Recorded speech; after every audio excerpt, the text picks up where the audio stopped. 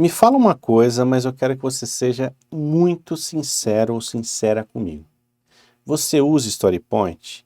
Seu time usa StoryPoint? Ele gosta de StoryPoints? Então, no vídeo de hoje, a minha proposta aqui é ensinar um jeito de tirar o máximo de proveito do StoryPoint. Ficou curioso? Curiosa? Então, vem comigo, bora falar sobre isso.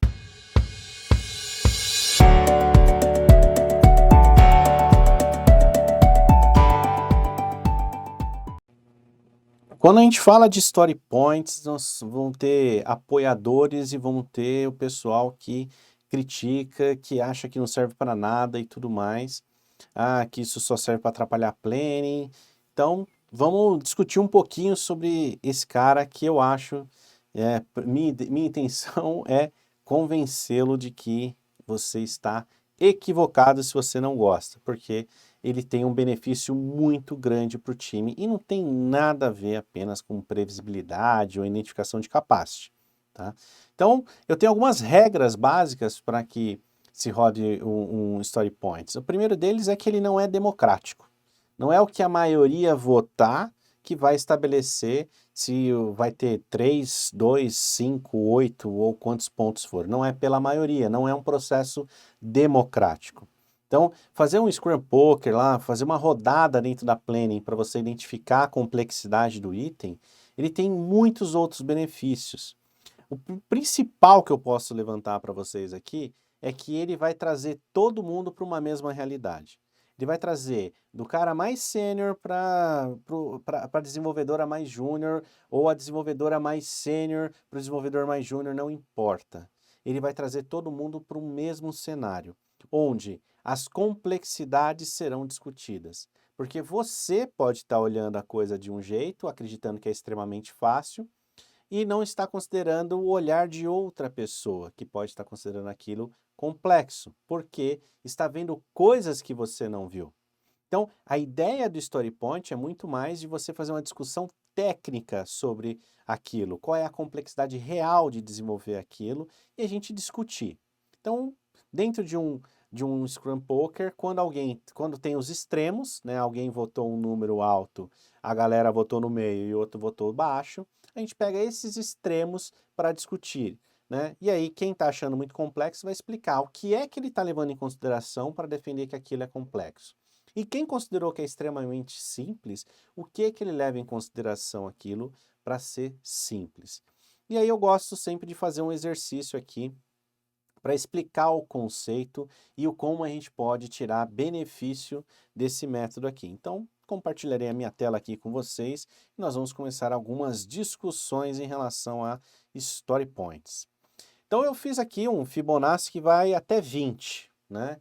Então, geralmente, quando você pega os cartões lá de Scrum Poker, ele não segue o Fibonacci normal, que deveria ser lá 21, ele para em 20, depois 40, depois 100. Mas nós vamos trabalhar aqui de 1 a 20. E esse é um primeiro ponto de atenção. Não existe uma regra de qual é a dimensão que você tem que dar. O ideal é que você acorde com o seu time, qual é a extensão que vocês querem dar para o Fibonacci de vocês, tá?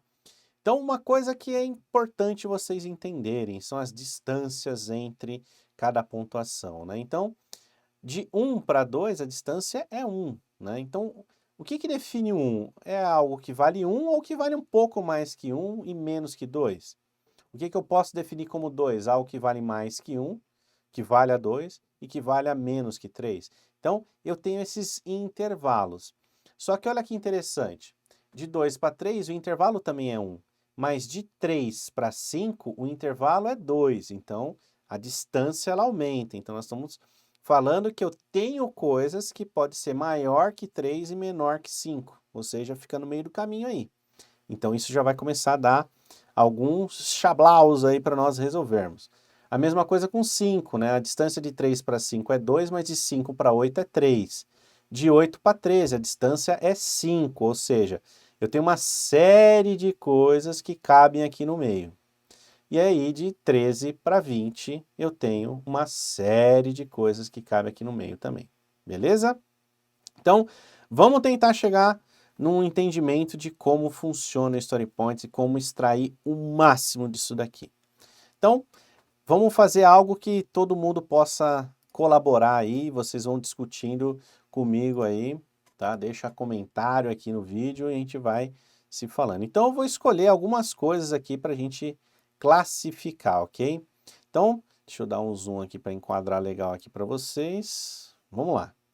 Então, deixa eu pensar aqui no tamanho. Ah, beleza, como? Então, eu vou fazer uma coisa aqui que a gente pode estar discutindo. Então, vamos pensar aqui em pratos que nós podemos preparar no nosso dia a dia, tá? E aí nós vamos chegar em algumas questões do tipo, qual é a comida mais simples que vocês conseguem fazer? Eu vou identificar aqui, captei aí o pensamento de vocês e vão ter pessoas que vão falar para mim que miojo é a comida mais simples de ser produzida, beleza? Aí eu posso chegar e começar a questionar, pô, mas miojo e ovo frito, né? Ovo frito. O que é mais fácil fazer, miojo ou ovo frito? Numa percepção simples, você pode chegar para mim e falar assim, ah, miojo, beleza, zero julgamento. Para outras pessoas podem estar pensando assim, não, ovo frito, vixe, ovo frito, só jogar lá na frigideira, né? E aí já começa aquela primeira argumentação. Mas vamos pensar o seguinte, entre miojo e ovo frito, existem alguma coisa que pode ser mais fácil que eles? Pensa aí você. Vou dar uma sugestão aqui que eu acho que alguns já podem ter pensado, né? O ovo cozido. O ovo cozido é mais fácil que ovo frito e é mais fácil que miojo. Mas eu não sei se eu estou na dúvida, né? O quanto mais fácil é. Então, por exemplo, poderia classificar ovo cozido em 1, o miojo em 2 e ovo frito em 3? Não sei. Vamos discutir? Então, vamos pensar o seguinte, se a gente conseguisse descrever, né, o que deve ser feito para que eu tenha um ovo cozido, o que deve ser feito para que eu tenha um miojo, o que deve ser feito para que eu tenha um ovo frito, a gente consegue começar a mensurar algumas coisas, tá? Então, vamos descrever aqui. Eu vou usar um outro post-it de outra cor para a gente descrever e depois a gente vai fazer um outro trabalho, né? Então, vamos pensar assim, ó, para fazer o ovo cozido, né? Eu tenho que abrir a embalagem ou quebrar a casca? Não. Então, eu vou colocar aqui, ó. Não precisa de abrir. Vou pôr assim, tá? Que a gente vai entender que abrir é abrir a casca. Aqui, no caso, o miojo ele tem uma embalagem, né? Ele precisa abrir, tá? Ele precisa abrir. O ovo frito também. E aí, né? Tem coisas aqui que podem começar a prejudicar. Então, vamos pensar. Se eu não preciso abrir a embalagem, né? No caso do ovo cozido. Beleza, então esse é um fator aqui que eu vou considerar que ele facilita a minha vida. Porém, esses dois aqui, eu posso determinar que eles complicam, eles aumentam a complexidade. E olha que interessante. O miojo, abrir a embalagem, ela pode danificar o preparo, né? Não adianta você falar, não, mas se tiver quebrado eu tenho que tirar com cuidado. Não, mas vamos pensar numa condição natural de pressão, né? Ou seja, a embalagem chegou certinho. Então eu só vou abrir a embalagem. Eu posso estragar o miojo ao abrir da embalagem? Acho que vocês vão concordar comigo que não. Agora, o ovo frito, a forma como você quebra ele, você pode danificar. Se você quer um ovo, por exemplo, um ovo frito de gema mole, se você estourar a gema ao abrir, você vai danificar o produto final. Então, ao mesmo tempo que esse cara aqui, ele aumenta a complexidade, ele aumenta menos que a desse cara aqui.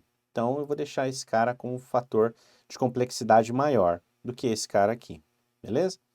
Aí vou pegar e vou mais um card aqui pro nosso querido ovo cozido, né? Eu vou chegar e vou falar o seguinte, né? Pensa que para fazer ovo cozido, eu vou escolher uma panela. A panela importa? Eu posso ter uma panela de 300 litros, uma de 1 litro, uma de meio litro.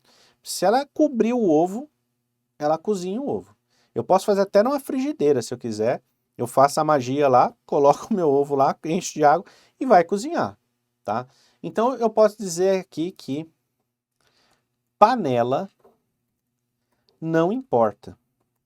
Eu posso inclusive fazer numa leiteira, né? Dá para fazer ovo cozido numa leiteira, não tem problema nenhum.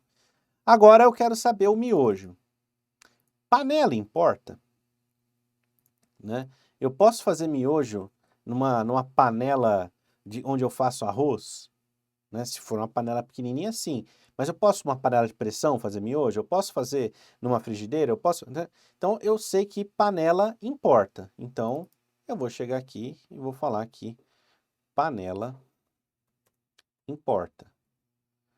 E a mesma coisa para o ovo frito. Panela importa, tem que ser uma frigideira, tudo mais, né? Então panela importa. E aí eu vou determinar aqui que a complexidade é a mesma, tá? O que mais? Eu posso chegar aqui no ovo cozido e falar o seguinte, né? Que a quantidade de água não importa tanto, ela não afeta o nosso preparo. Se eu colocar menos água ou mais água, eu tenho que colocar água suficiente para cobrir o ovo. Mas se passar dessa quantidade, afeta? Não afeta. No caso do ovo frito, não usa água, mas eu uso óleo, né? Então, se eu colocar excesso de óleo, né, pode zoar meu ovo, como se eu colocar falta, pode grudar o ovo. Então, considerando isso, eu poderia... E a mesma coisa o miojo. A quantidade de água vai importar, porque eu vou pegar e se eu tiver muita água, esse miojo vai ficar sosso, né? Eu vou colocar o temperinho lá e vai ficar fraco. Então, eu vou falar aqui, ó, que água não importa. Quantidade de água, né? Não importa. Ou eu posso até falar assim que ela tem que cobrir, né? A água, então assim, quantidade de água, vamos por aqui, ó. Quantidade de água é relevante. No caso do miojo, eu vou falar que é importante.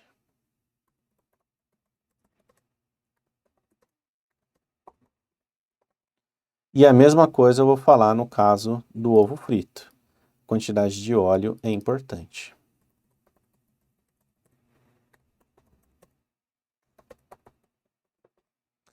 E aí eu posso falar que para esses três aqui é um fator que aumenta a complexidade, mas não aumenta muito, tá?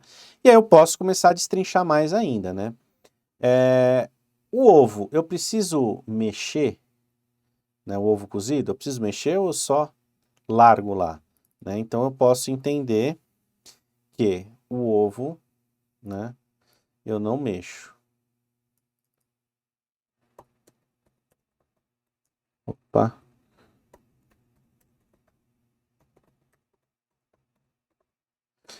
No caso do miojo, eu tenho que mexer.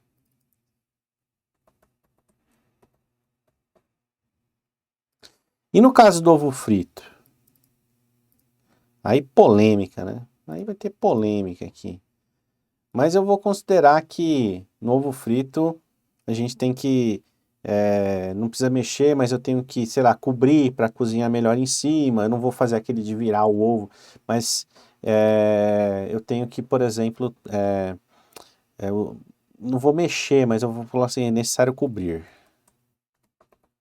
Cobrir ou, por exemplo, você ficar pegando lá a espumadeira e jogando óleo em cima para ele cozinhar, tá?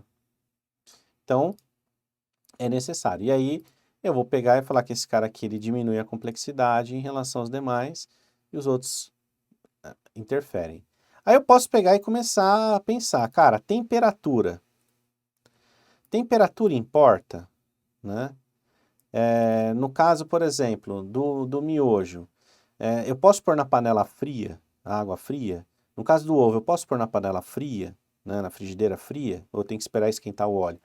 Então, no caso do ovo cozido, eu posso colocar a qualquer momento. E eu posso pôr aqui, ó, que a temperatura no início não importa. Aí, para esses outros dois aqui, eu posso chegar e falar que a temperatura importa.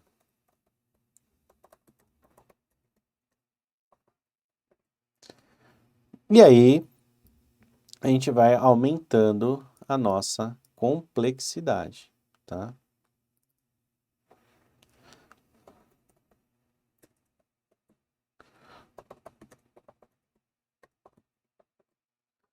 Aqui, deixa eu pôr aqui, corrigir, né? Que senão vão brigar comigo aí.